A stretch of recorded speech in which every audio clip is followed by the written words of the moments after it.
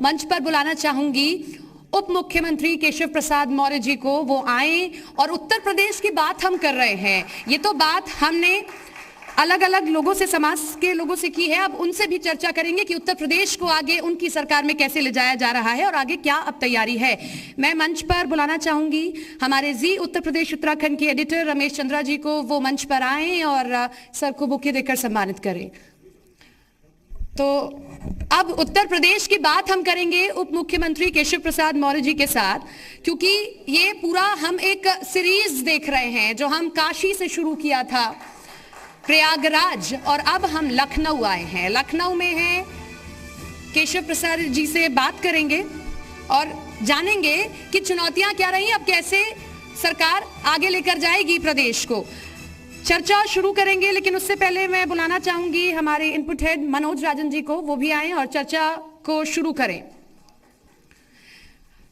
तो अब चर्चा की शुरुआत करते हैं। उत्तर प्रदेश की बात उप मुख्यमंत्री केशव प्रसाद मौर्य जी के साथ करेंगे। राम, ओवर टू यू, आप चर्चा को आगे लेकर जाएं। और जब मनोज जी हमारे साथ मंच पे हो तो शुरुआत भी वहीं से होगी। मनोज जी प्लीज। यूं तो अभी आपको एक दुख पहुंचा है एक संत की मृत्यु को लेकर, और मैं जानता हूं कि आप उनको बहुत मानते थे, लेकिन हमारी भी संवेदनाएं आपके साथ हैं। हमारी सारी ईश्वर उनको श्री चरणों में देंगे। उत्तर प्रदेश की बात लखनऊ से। लखनऊ जो उत्तर प्रदेश की राजधानी है, और वो उत्तर प्रदेश जहां से दिल्ली की सत्ता का रास्ता जाता है। आज शाम को उस उत्तर प्रदेश में मंत्रिमंडल का विस्तार होने जा रहा है, वो भी तब जब हम चुनाव की चौखट पर खड़े हुए हैं और किसी भी दिन, महीने, 3 महीने में नोटिफिकेशन आ सकता है। ये फैसला लेने में देरी क्यों? देखिए, इस संबंध में मुझे लगता है कि कोई जवाब अभी देने की आवश्यकता नहीं है। मंत्रिपरिषद का विस्तार माननीय मुख्यमंत्री जी का विशेषाधिकार होता है, और जब वह विस्तार करना चाहते हैं वो करते हैं। जहाँ तक देर की बात आप कर रहे हैं, ये जरूर मैं कहूँगा कि जब तक हमारे पास शपथ दिलाने का समय है, जब तक हमारे पास अवसर है, उस अवसर का हम उपयोग करते हैं। आज हो रहा है, अगर जो होने वाले हैं आपके अनुसार उनका सबका स्वागत है। अभी मैं कुछ बोल नहीं सकता उस पर। यानी अब क्या जो संभावित नाम है, आप प्रदेश उप मुख्यमंत्री भी हैं सरकार के, मेरा कौतूहल तो शांत नहीं होता। वो फिर भी कहता है कि एक सवाल और पूछो कि ये जो मंत्रिमंडल विस्तार होने जा रहा है, इसमें जो चेहरे आने वाले हैं, क्या उनमें कोई मैसेज देने की कोशिश की गई है? क्या कुछ कास्ट को लेके, कुछ धर्म को लेके, या कांग्रेस से जिस तरीके से जितिन प्रसाद आए हैं, क्या उनको किसी तरीके का एक मेडल पहनाने जैसी कोई बात है आज के मंत्रिमंडल में? देखिए राजन जी, मैं यह जरूर कहूँगा कि अगर मैं जानता हूँ कि कौन कौन मंत्रिपरिषद का हिस्सा बनने वाले हैं, तब भी मैं नहीं बता सकता जब तक शपथ नहीं हो जाती है। और मंत्रिपरिषद में किनको शामिल करना है, किनको नहीं शामिल करना है, ये माननीय मुख्यमंत्री जी का ही विशेषाधिकार होता है। और जब शपथ होगी तो आपको जानकारी हो जाएगी, आपके माध्यम से पूरे प्रदेश को, देश को जानकारी हो जाएगी। लेकिन जब तक शपथ नहीं होती है, कुछ बोलना मेरे समझ से, वह उप मुख्यमंत्री हूँ मैं, योगी आदित्यनाथ जी के मंत्रिपरिषद का सहयोगी हूँ, वो मेरे अधिकार क्षेत्र में नहीं। वैसे केशव मौर्य जी के बारे में आपको एक बात बता दूं कि इनसे कितने भी तीखे सवाल पूछ लो, ये उसका तीखा ही जवाब देते हैं।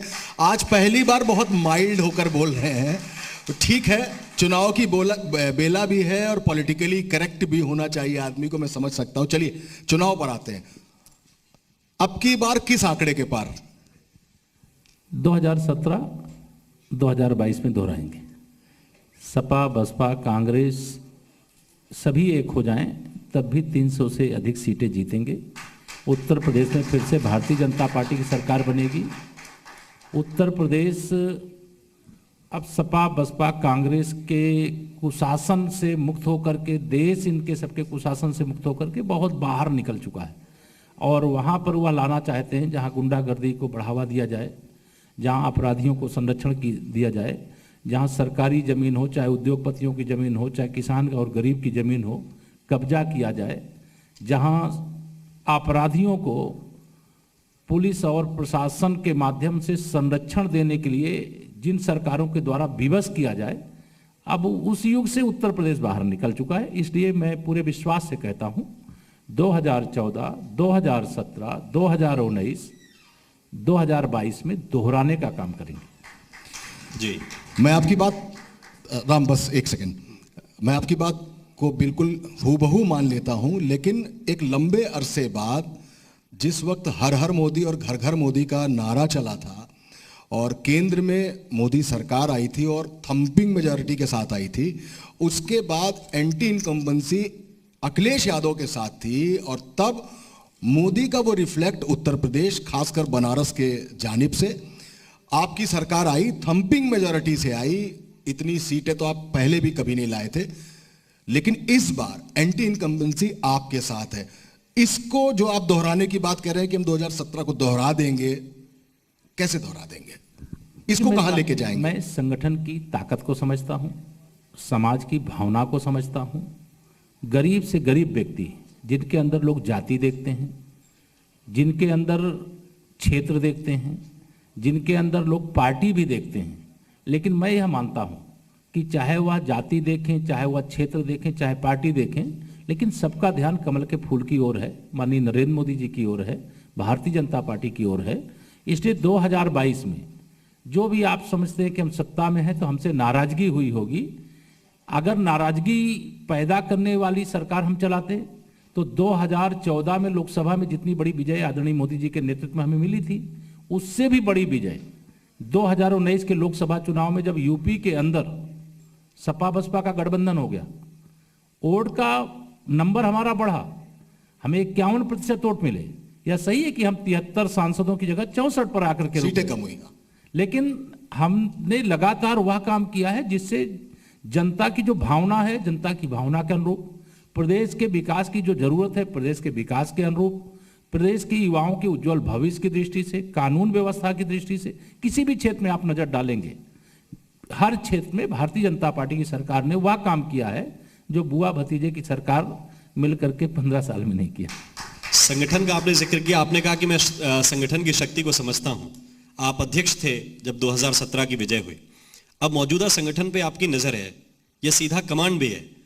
आज की शक्ति और 2017 की आप पैरेलल मान रहे हैं, बराबर है? नहीं, हमारी संगठनात्मक ताकत बढ़ी है। पहले केशव प्रसाद के नाम का अध्यक्ष रहता था, एक मैं उस समय था, मेरे बाद डॉक्टर महेंद्र नाथ पांडे जी आए, केंद्र सरकार में मंत्री हैं। अब हमारे साथी स्वतंत्र देव सिंह जी हैं, तो मैं कहीं चला नहीं गया हूँ, डॉक्टर साहब कहीं नहीं चले गए हैं, स्वतंत्र जी हैं ही।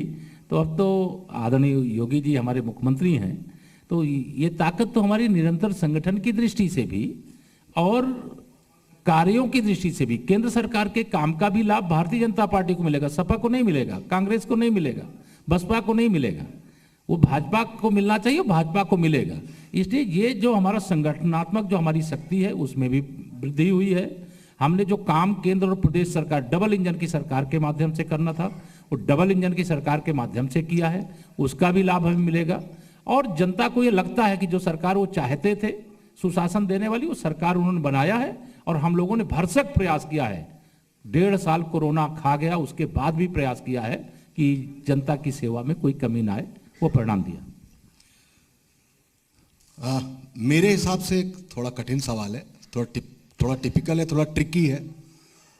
पिछली बार चुनाव लड़ा गया था नरेंद्र दामोदर दास मोदी जी के नाम पे, तो इस बार उन्हीं के चेहरे पर चुनाव होगा या अब एक नाम, एक चेहरा आपके साथ और जुड़ गया है योगी आदित्यनाथ का, तो किसके चेहरे पे चुनाव लड़ा जाएगा? ये दो चीजें, किसी को कंफ्यूजन न रहे, आपको भी मनोज जी कंफ्यूजन न रहे, मैं इसलिए स्पष्ट करना चाहूँगा। देखिए, माननीय नरेंद्र मोदी जी का चेहरा तो विश्व का सबसे प्रभावशाली चेहरा, और अगर देश के राजनीति में आप देखेंगे तो माननीय मोदी जी का चेहरा और भारतीय जनता पार्टी दोनों को अलग करके आप देख नहीं सकते हैं।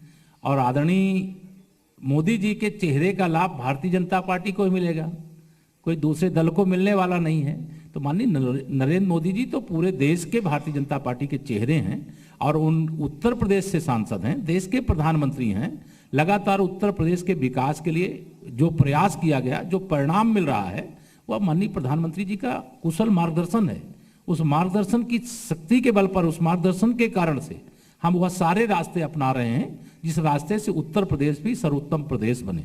और आदरणीय योगी जी हमारे मुख्यमंत्री हैं, पार्टी ने तय किया है कि उनके नेतृत्व में हम 2022 का चुनाव लड़ेंगे और हम उस चुनाव को लड़ने जा रहे हैं।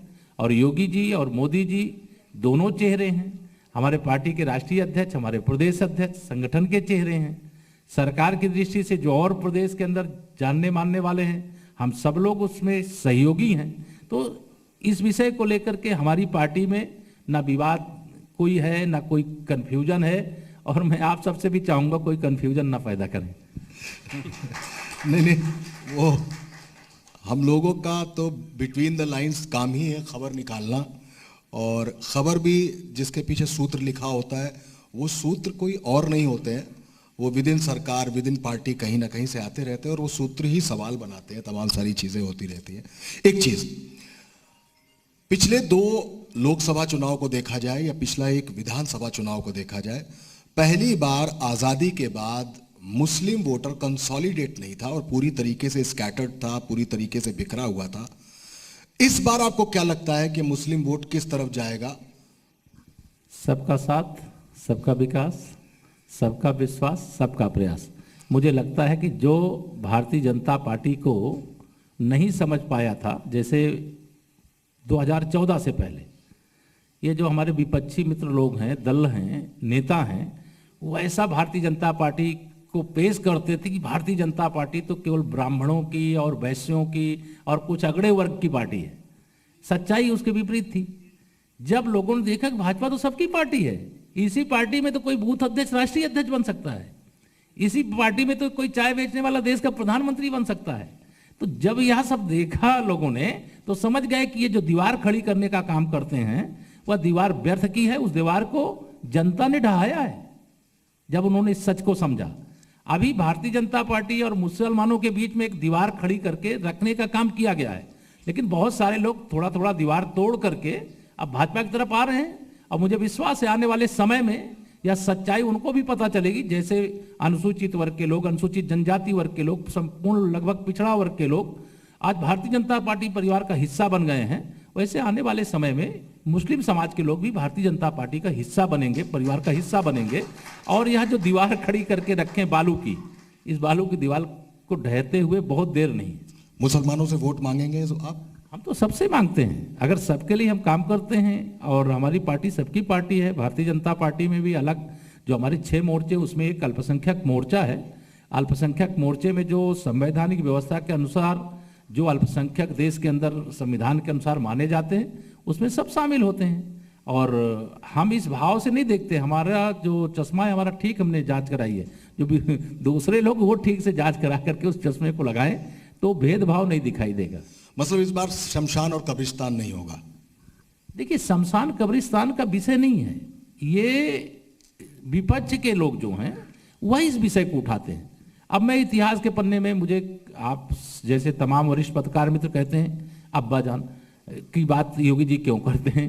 मैं विश्व हिंदू परिषद का संगठन मंत्री रहा हूँ, राष्ट्रीय स्वयंसेवक संघ की शाखा से निकल करके आज उत्तर प्रदेश के उप मुख्यमंत्री का दायित्व निर्वाह कर रहा हूँ। मुझे याद है जब श्री राम जन्मभूमि आंदोलन चल रहा था, कितना राम भक्तों पर अत्याचार हुआ, उस पर मैं नहीं जाना चाहता, लेकिन उस समय श्री मुलायम सिंह यादव जी को अगर कोई मौलाना मुलायम सिंह जी कहता था तो बहुत खुश होते थे। क्यों खुश होते थे? उनको एक वोट बैंक नजर आता था। आज भी यह विषय जो आता है, हम कब्रिस्तान और श्मशान घाट या दोनों स्थानों का हमने यही ना कहा था। हमारा नारा क्या था? बेटी बेटी एक समान, हिंदू हो या मुसलमान। और उनका नारा क्या था? मतलब बेटी बेटी एक समान नहीं, उनका नारा, हमारा नारा सबका साथ सबका विकास, उनका नारा कुछ का साथ कुछ का विकास। ये जो भेदभाव की दीवार खड़ी करने का काम किए हैं, ये सवाल उनसे पूछना चाहिए। हम तो सबको साथ लेकर के देश को आगे बढ़ा रहे हैं। डंका बज रहा है भारत का पूरी दुनिया के अंदर। केवल माननीय प्रधानमंत्री नरेंद्र मोदी जी का सम्मान नहीं है, भाजपा का सम्मान नहीं है, देश की 140 करोड़ जनता का सम्मान है। पूरी दुनिया के मंच पर बैठ करके जिस प्रकार से भारत का पक्ष रखने का काम किया, चाहे आतंकवाद में हो के मुद्दे पे हो, डंका बजाने का काम किया, चाहे समुद्री सीमा का विषय हो, डंका बजाने का काम किया। और जब भारत के प्रधानमंत्री नरेंद्र मोदी जी बने तो ईंट का जवाब अगर पत्थर से देना तो पत्थर से देने का काम किया, और गोली का जवाब गोला से देने की जरूरत पड़ी तो गोली का जवाब गोला से देने का काम किया। मैंने आप ये कह रहे हैं कि अब्बाजान योगी जी इसलिए बोल रहे हैं कि मुलायम सिंह यादव या अखिलेश यादव थोड़े खुश हो जाएं, या उन्हें छेड़ रहे हैं आप? मुझे ये कहना नहीं, आदरणीय मुख्यमंत्री जी ने किस परिप्रेक्ष्य में बोला है, सवाल आते हैं, मैं इसलिए वो बात अभी जो चूंकि शमशान और कब्रिस्तान की बात करने लगे उसके परिप्रेक्ष्य में मैंने आपके सामने ये विषय रखा। लेकिन मैं ये अपेक्षा करूंगा कि देश के अंदर तुष्टीकरण की राजनीति बंद करके विकास के मुद्दे पर हमें चुनाव के मैदान में भारतीय जनता पार्टी लड़ने के लिए तैयार है। उनकी विचारधारा में दम है तो हमें जनता के बीच में, जनता की अदालत से बड़ी कोई अदालत नहीं होती। जातिवाद को छोड़ें, तुष्टीकरण को छोड़ें, अपने जो उनके विकास के मुद्दे हैं, उनकी जो विचारधारा है उस मुद्दे को लेकर के हमें, जब उनको पता चलेगा कि देश की राजनीति के माध्यम से, सत्ता के माध्यम से समाज की सेवा कैसे की जाती है, तब उनको पता चलेगा। माननीय प्रधानमंत्री नरेंद्र मोदी जी और हमारे आदरणीय योगी जी के बराबर आप बताओ श्री अखिलेश जी या मायावती जी या राहुल गांधी जी या प्रियंका मैडम जी, ये कोई मेहनत कर सकते हैं? नहीं कर सकते। उनका मतलब एक है कि जाति में बांटो, समाज को दो हिस्सों में बांटो, किसी तरीके से सत्ता प्राप्त हो जाए तो बस उसका लाभ उठाओ, शोषण करो और फिर कई पीढ़ियों की व्यवस्था करो। आप जिस वर्ग से आते हैं, आपने कहा कि इसको बांटो उसको बांटो, आजकल जातिगत जनगणना का बड़ा जिक्र हो रहा है, बार बार मांग उठाई जा रही है। आप जिस वर्ग का प्रतिनिधित्व करते हैं, क्या अपेक्षा है इस बात की कि सबकी काउंटिंग हो जाए, गिनती हो जाए? मांग है, मांग का कोई विरोध नहीं है, भारत सरकार का विषय है। भारत सरकार ने जो अभी सर्वोच्च न्यायालय के सामने शपथ पत्र दिया है, श्री अखिलेश यादव जी, उस पर एक कल मैं देख रहा था, उन्होंने एक ट्वीट किया था, लेकिन उनको कभी ये याद नहीं रहता जब वो बहुमत के साथ सत्ता में आए थे तब किसी पिछड़े वर्ग की याद नहीं थी उनको। तमाम उनकी पार्टी के अंदर भी तमाम जाति के हिसाब से भी देखते, उसमें समरसता पैदा करने की कोशिश करते, तो हर वर्ग के लोग उनकी पार्टी से भी विधायक थे, उनकी पार्टी से विधान परिषद के सदस्य थे। हिस्सेदारी दिया क्या उन्होंने? नहीं दिया। भारतीय जनता पार्टी ने जब हिस्सेदारी दे दी, एक बहुत बड़ा प्लेटफार्म खड़ा कर दिया और बता दिया कि हम भेदभाव नहीं करते, समाज के हर हिस्से का विकास होना चाहिए, हर व्यक्ति को सम्मान मिलना चाहिए, लोगों को लगना चाहिए कि सरकार हमारी है। हमारे कार्यों की नकल करने की कोशिश श्री अखिलेश यादव जी जरूर कर रहे हैं, लेकिन ईमानदारी के साथ वो कर नहीं सकते, उनकी सोच नहीं है, उनकी विचारधारा नहीं है, और वह पार्टी भारतीय जनता पार्टी के मुकाबले में नहीं। ठीक, आपने एक बात कही कि अगर सपा, कांग्रेस, बसपा सब साथ साथ आ जाएं तो भी बीजेपी 300 के पार 2017, लेकिन अभी तो तितर बितर होके लड़ रहे हैं। अच्छा, एक चीज और है, चूंकि आप प्रयागराज से हैं और पूर्वांचल से हैं, तो दो चीजों को बहुत अच्छी तरह से समझते होंगे।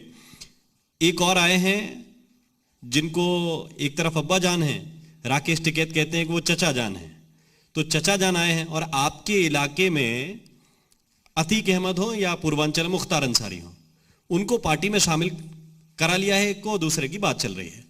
तो ये जो पॉलिटिक्स हो रही है और आपके अपने क्षेत्र में हो रही है, तो आप इसको किस तरह से देखते हैं? देखिए, यह जो भी आप सवाल कर रहे हैं उस सवाल का मैं समझ रहा हूं आपकी भावना क्या है, इसलिए मैं आपके सवाल के जवाब में सभी प्रदेशवासियों को, देशवासियों को बताना चाहता हूं। अपराधी किस्म के जो लोग हैं उनके खिलाफ जब से हमारी सरकार प्रदेश में आई है, कार्रवाई कर रही है। अब कार्रवाई करने के बाद यह ध्यान आ गया जनता के कि भारतीय जनता पार्टी ही एक ऐसी पार्टी है, चाहे अपराधी हो, चाहे माफिया हो, किसी प्रकार का माफिया हो, राजनीति के अंदर अपराधीकरण का अंत करने का काम भाजपा कर सकती है। तो इसके बाद अभी आ गए हैं ओवैसी जी और तमाम लोगों को अपनी पार्टी में शामिल कर रहे थे, लोगों को, यह उनका विषय है। लेकिन मैं आपको बता दूं, मेरा एक नारा रहता है कि 100 में से 60% वोट हमारा है, 40% वोटों में बंटवारा है, उस बंटवारे वाले वोटों में भी हमारा है। इसलिए वो 40% के हिस्से में जो करना चाहें करते रहेंगे। लोकतंत्र की जीत होगी, भारतीय जनता पार्टी की जीत होगी, और जनता की अदालत के माध्यम से 2022 का फैसला हो। देखिए, इनका नाम राम है और राम आपको बहुत सूट करते हैं, तो अच्छा है आपने वो कहा। मेरे दिमाग में आपसे बात करते करते 2-3 नाम आपने लिए तो मुझे याद आया कि जब वो तिलक तराजू और तलवार वाला नारा था तब आपने सरकार बनाई थी बहन जी के साथ मिली जुली। उसके बाद एक नारा आया, चढ़ गुंडन की छाती पर मोहर लगेगी हाथी पर, और तब वो गुंडा किसको कहा गया था और उन्होंने अखिलेश यादव से आखिर में आपस में गठबंधन किया। अब की उनका नारा है कि ब्राह्मण शंख बजाएगा और हाथी बढ़ता जाएगा। ये ब्राह्मण को लेकर परसेप्शन है सरकार का कि ब्राह्मण बहुत नाराज है सरकार से, इसका सब लोग लाभ उठा रहे हैं, या सचमुच ब्राह्मण नाराज है सरकार से, इसका बारे में बताइए। देखिए, भारतीय जनता पार्टी से नाराज कोई नहीं है। नाराज अगर है कोई तो सपा, बसपा, कांग्रेस और ऐसे राजनीतिक दल नाराज हैं। हमारे साथ, हमसे सब प्रसन्न हैं, हमारे कार्यों से प्रसन्न हैं। आप गांव में आप तो जाते हैं, आज जब आप उत्तर प्रदेश की बात और लखनऊ से हमसे कर रहे हैं, बहुत सारे प्रदेश के दर्शक सुन रहे होंगे। आप गांव में जाइए, और जो मैं 100 में से 60 बोलता हूं तो कई बार उनको लगता हुआ कि 100 में 60 क्यों बोल रहे हैं, 70 क्यों नहीं बोल रहे हैं, 75 क्यों नहीं बोल रहे हैं। लेकिन मैं 40% में जब बंटवारे की बात करता हूं तो सारी सीमा रेखा समाप्त हो जाती है। तो हमारे जानकारी के हिसाब से कोई नाराज नहीं है। नाराज हैं तो सपा, बसपा, कांग्रेस के लोग नाराज हैं, और उनको लगता है कि अगर भारतीय जनता पार्टी की सरकार केंद्र में बनने के बाद दलालों की दुकान बंद हो गई है, प्रदेश के अंदर ऐसे दलालों की दुकान बंद हो गई है, गरीब का जो हक है सीधे गरीब के खाते में डीबीटी के माध्यम से जा सकता है और भेजा जा रहा है, किसान का जो हक है डायरेक्ट डीबीटी के माध्यम से भेजा जा सकता है, भेजा जा रहा है। अब उसमें जो आपको स्मरण कराना चाहूंगा आपके माध्यम से सभी प्रदेशवासियों को, कि जब देश के प्रधानमंत्री श्री राजीव गांधी जी, उन्होंने देश की संसद में खड़े होकर के कहा था कि हम 1 रुपया भेजते हैं दिल्ली से तो 85 पैसा रास्ते में लोग खा जाते हैं, केवल 15 पैसा जिसको मिलना है उसको मिलता है। और हम दावे से कहते हैं, चाहे हमारे प्रधानमंत्री आदरणीय नरेंद्र मोदी जी और चाहे हमारे मुख्यमंत्री आदरणीय योगी जी, लखनऊ से या दिल्ली से 1 रुपये भेजेंगे तो पूरा 1 रुपये पहुंचेगा, 1 लाख भेजेंगे तो पूरा 1 लाख पहुंचेगा। कोई दलाल बीच में आया तो उसको जेल के दरवाजे खुले हुए हैं। यानी यहां भी आपने बिचौलियों को खत्म करने की बात की है। निश्चित तौर से। तो किसान क्यों नाराज है फिर? किसान नाराज नहीं, किसान तो भाजपा के साथ है, किसान बहुत प्रसन्न है। मैं तो स्वयं किसान का बेटा हूं, स्वयं किसानी किया हूं। और बुलाइए श्री अखिलेश यादव जी, मैं जानता हूं कि वो जरूर श्री मुलायम सिंह यादव जी के सुपुत्र हैं, मुख्यमंत्री रहे हैं, लेकिन उन्होंने खेतों में काम नहीं किया होगा। लेकिन मैंने खेत के हर वह काम किए हैं, बुआई से लेकर के और उसकी मड़ाई तक का काम जो होता है वो सब मैंने किया, अपने हाथ से किया है। और मुझे किसान की समस्या का ज्ञान है। मैं उस परिवार से आता हूं जो बहुत गरीबी के महासंकट के दौर से गुजरता रहा है, और किस प्रकार से सिंचाई के पैसे, किस प्रकार से बीज के पैसे, और किस प्रकार से खाद खरीदने के लिए जाना और सुबह 4 बजे से लाइन में लगना, और फिर उसके बाद पुलिस की लाठी चल जाएगी, क्या होगा कुछ पता नहीं चलता था। तो यह जो परिस्थितियां हैं वह आज सब बदली हैं। तो किसान हमसे नाराज नहीं, किसान हमसे प्रसन्न है और किसान हमारे साथ है। ये सपा, बसपा, कांग्रेस और भाजपा विरोधी राजनीतिक दल और उनके नेता सारे मिलकर के भाजपा को निशाना बनाना चाहते हैं, प्रधानमंत्री जी को निशाना बनाना चाहते हैं, और इस निशाना बनाने के चक्कर में वो किसान यूनियन का इस्तेमाल कर रहे हैं। एक छोटी सी चीज मैंने देखी कि उत्तर प्रदेश को अगर 4 हिस्सों में बांट दिया जाए तो एक पश्चिम का किसान है, हरित प्रदेश कह सकते हैं आप उसको, बुंदेलखंड का तो बेचारा किसान है, एक पूर्वांचल है वो भी बेचारा ही है, खासकर वो चावल पे ही बेचारा लगा हुआ है। अवध में मैं नहीं मानता कि बहुत किसानी होती है। आपको क्या लगता है, जो मेरा आकलन है कि पश्चिम का जो सरसब्ज किसान है, जहां की लीडरशिप इस समय किसान आंदोलन को भी चला रही है, क्या पश्चिम में आपको डेंट करेगा वो? देखिए, मुझे नहीं लगता है। देखिए, अभी 2014-19 के लोकसभा चुनाव में सपा, बसपा और राष्ट्रीय लोकदल तीनों दलों ने मिलकर के चुनाव लड़ा था। अब तीनों दल के मिलने के बाद हमारे तमाम पार्टी के जो दूसरे प्रदेश के नेता थे मुझसे बात करते थे, परिचय था पहले से, तो कहते थे केशव जी इतना बड़ा गठबंधन हो गया है, अगर यूपी ने साथ नहीं दिया तो केंद्र में सरकार कैसे बनेगी। मैं उस समय भी कहता था इस आत्मविश्वास के साथ कि कम से कम हम 60 सीटें जीतेंगे और अधिक से अधिक 73 भी पार कर जाएं तो कोई आश्चर्य नहीं। संयोग से गाड़ी 64 पर जाकर के रुकी और देश में हम 300 का आंकड़ा पार कर गए। दो छोटे सवाल। एक नाम है ओवैसी, उनसे आपकी सेटिंग है कैसी? देखिए, भारतीय जनता पार्टी के अंदर संगठन की ताकत है और जनता का समर्थन है। हम यह सारे जो भाजपा विरोधी हैं अलग लड़ें, चाहे एकजुट होकर के लड़ें, कमल ही खिलेगा, क्योंकि उत्तर प्रदेश को अभी लक्ष्मी मैया की बहुत दिनों तक जरूरत है। और कमल खिला करके उत्तर प्रदेश का विकास करना, सुशासन बनाए रखना, कानून व्यवस्था बनाए रखना, उत्तर प्रदेश को किसी गुंडे अपराधी से डर करके किसी को अपना घर बेच करके छोड़ करके न जाना पड़े, या व्यवस्था का निर्माण करना। नौकरियां देना है तो भ्रष्टाचार मुक्त नौकरियां दी जाए, वह हमने किया है। विकास के अनेक रास्ते खोले हैं और उन विकास के रास्तों से आज उत्तर प्रदेश प्रगति के पथ पर है। इसीलिए विरोधी डरे हुए हैं कि अगर भाजपा लगातार केंद्र में दोबारा आ गई है, यूपी में भी आ गई, तो इनको बहुत सारे लोगों को विदाई की तैयारी करनी पड़ेगी। हमारे पास बहुत सारे उद्यमी हैं, कोई बिल्डर है, कोई रियल एस्टेट में है, किसी कॉलेजेस हैं, किसी का शिक्षा का व्यवसाय है। इन्होंने भी जब अपना कोई काम शुरू किया होगा तो ये माना होगा कि धीमे धीमे ये प्रमोट होते जाएंगे। जैसे मैं पत्रकार हूँ, मैं ट्रेनी सब एडिटर के तौर पे नौकरी शुरू की थी, करते करते हम भी प्रमोशन चाहते हैं, पाते हैं। आप डिप्टी सीएम तक पहुँच गए हैं, अब एक नई सरकार आने वाली है, प्रमोशन की इच्छा तो मन में रहती होगी आपके लिए। देखिए, भारतीय जनता पार्टी में कोई भी इच्छा किसी को रखना कोई गलत नहीं होता, लेकिन मैं यह मानता हूं कि भारतीय जनता पार्टी ने मेरे जैसे एक साधारण कार्यकर्ता को 2012 और 2017 के बीच में इतना प्रमोशन दिया है कि कोई दूसरे राजनीतिक दल का कोई पदाधिकारी नेता इतना प्रमोशन पाने वाला नहीं होगा जितना केशव प्रसाद को मिला है। इसलिए ये सब चीज़ें जो आप जवाब निकालना चाहते हैं, मैं आप सबको बताना चाहता हूं कि मैं भारतीय जनता पार्टी का कार्यकर्ता हूं और कार्यकर्ता के नाते जो उत्तरदायित्व तो मुझे दिया जाता है, मैं एक कार्यकर्ता के भाव से उसे पूरा करने का लगातार काम किया हूं और आगे भी करता रहूंगा। और इस प्रकार के किसी द्वंद्व में आप जी न्यूज के माध्यम से मैं सबको कहना चाहता हूं, हमारे विरोधी भी भ्रम फैलाएंगे, हमारे मित्र लोग भी सवाल ऐसे खड़े करेंगे जिसके अर्थ लोगों को न समझ में आवे, लेकिन हम सब एक थे, एक हैं, एक रहेंगे और 2022 में फिर 300 से ज्यादा सीटें जीत करके सरकार बनाएंगे।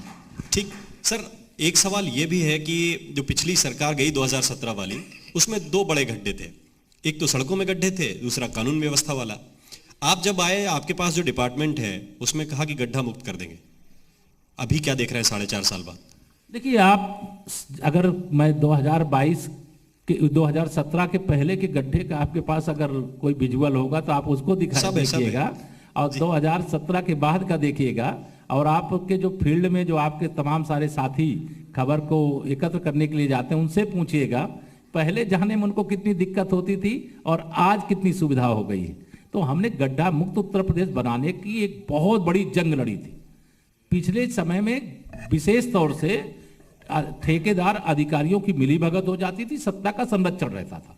अब ठेकेदार और अधिकारी मिलीभगत करके सत्ता के संरक्षण में जनता का पैसा खा जाए, घोटाला कर जाए, तो उनके लिए जेल के दरवाजे खुले होते हैं। अंतर इतना आया, इसलिए अच्छी सड़कें आपको प्रदेश में दिखाई दे रही। गांवों को भी हमने लिंक मार्गों से जोड़ने का काम किया है, किसान का भी हमने ध्यान रखा है, गरीब का भी ध्यान रखा है, और एक्सप्रेस वे भी बनाया है और स्टेट हाईवे भी बनाया है, जो एमडीआर ओडीआर है उनको भी बनाया है।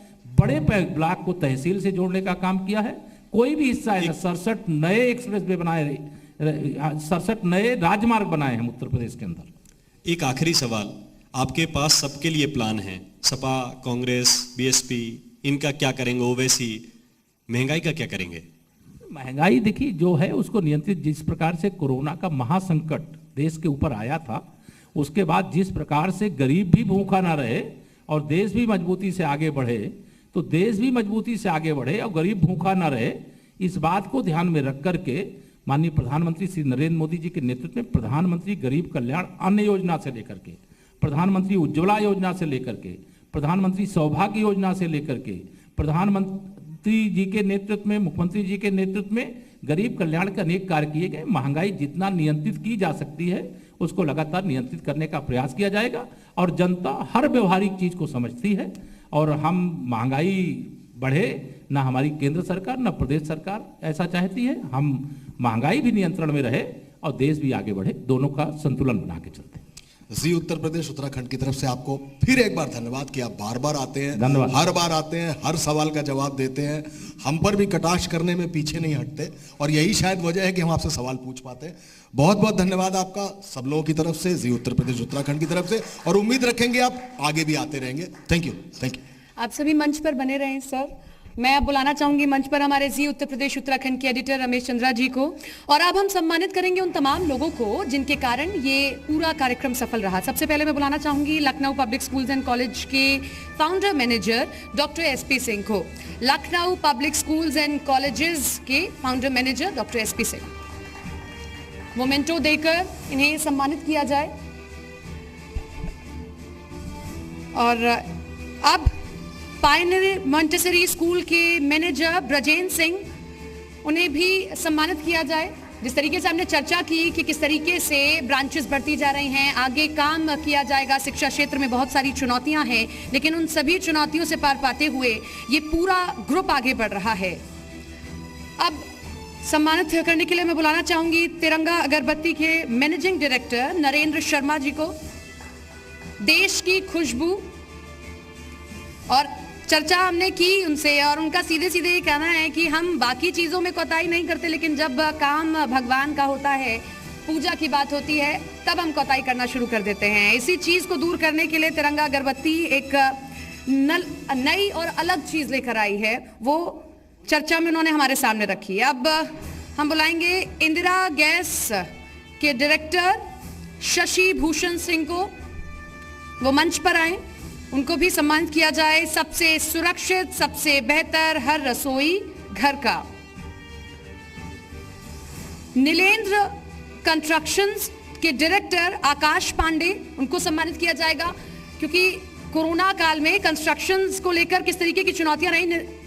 आकाश जी आए आप मंच पर, सम्मानित किया जाए। नीलेंद्र कंस्ट्रक्शंस लखनऊ।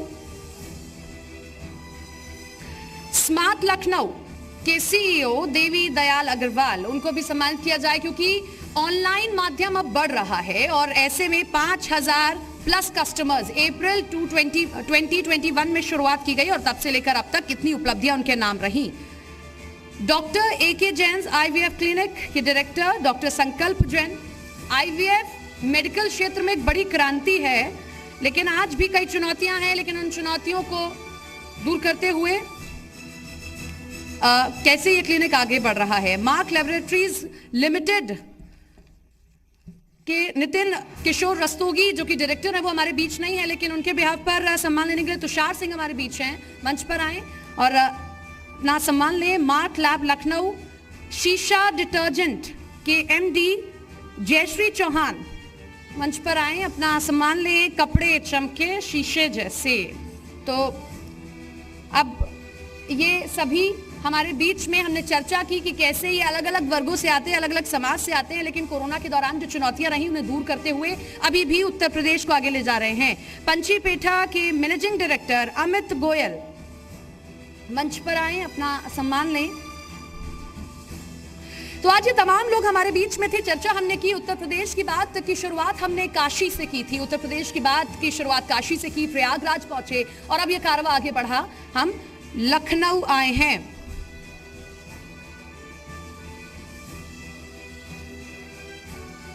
लखनऊ में आज ये कार्यक्रम उत्तर प्रदेश की बात, और उसमें हम जो है चर्चा कर रहे हैं उन तमाम लोगों से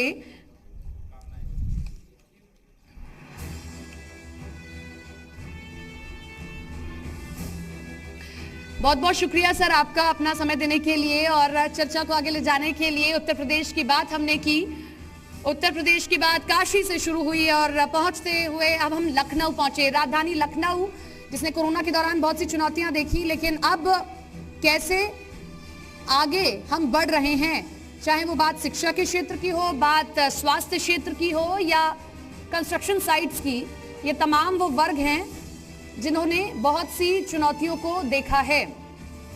अब